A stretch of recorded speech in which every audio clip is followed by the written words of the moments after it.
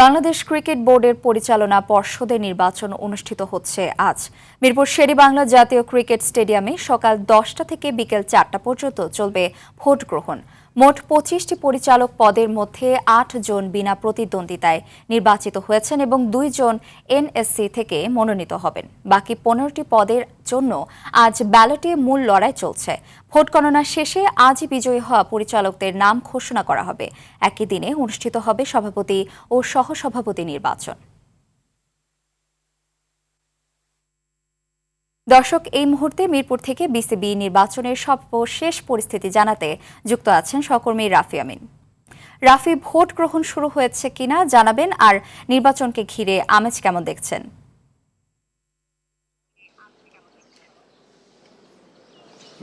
রাকা আসলে যেমনটা আসলে বলছিলেন নির্বাচনের কথা, নির্বাচনের প্রথমে একটু উন্মাদনা নিয়ে বলি যে সচরাচর আমরা দেখি যে যখনই আসলে কোনো একটা খেলা হয়, কোনো একটা টুর্নামেন্ট হয়, তখনই আমরা দেখি যে পুরো রাস্তাটা আসলে ব্লক করে কিন্তু আসলে যে একটা ম্যাচ অনুষ্ঠিত হয়। সেখানে আজকে বিসিবি নির্বাচন যখন আসলে বিসিবিতেই হচ্ছে, তখন আমরা দেখছি একই চিত্র আরেকবার দেখলাম আসলে যে মানে নিরাপত্তার রক্ষা করার জন্য আসলে বা নিরাপত্তার স্বার্থে কিন্তু আসলে পুরো রোডটা কিন্তু আসলে ব্লক করে রাখা হয়েছে। কোনো জনসাধারণ বা কোনো যানবাহন কিন্তু আসলে এখান দিয়ে চলাফেরা করছে না। আর যেমনটা আসলে নির্বাচন নিয়ে আসলে বলছিলেন, নির্বাচনের যে বললেন যে ক্যাটাগরি 1 থেকে আসলে আমরা জানি যে 10জন পরিচালক আসবে, সেখান থেকে কিন্তু 7 জন ইতিমধ্যে কিন্তু আসলে নির্বাচিত হয়ে গেছে এবং বাকি যে 3টা পদ রয়েছে সেই 3টা পদও কিন্তু খুব একটা বেশি প্রতিদ্বন্দ্বিতা হবে এমনটাও কিন্তু আসলে আশা করা যাচ্ছে না। পাশাপাশি আরও একটা বিষয় আসলে জানিয়ে রাখতে হয় যে বলছিলেন আসলে 15টা পদের জন্য আসলে নির্বাচন আসলে হচ্ছে। এর মধ্যে আসলে 3টাতে আসলে ক্যাটাগরি 1 অর্থাৎ জেলা এবং বিভাগীয় সংস্থা থেকে, আর ক্যাটাগরি 2 অর্থাৎ আমরা যেমনটা আসলে জানি যে বোর্ড পরিচালক যারা হয়, যে ঢাকার ক্লাবগুলো থেকে যারা আসলে নির্বাচিত হয়ে থাকে, সেখান থেকে